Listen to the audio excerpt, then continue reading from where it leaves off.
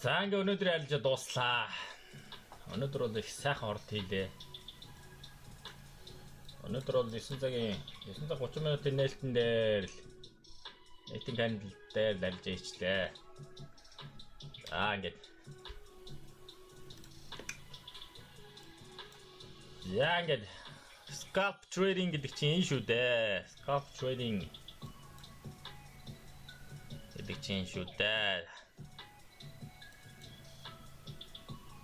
За тэгээд алжаа. Маркет нэглээ. Оролт хийлээ. Өнөөдрийн ажил дууслаа. Анхаарал тавьсан та бүхэнд баярлалаа.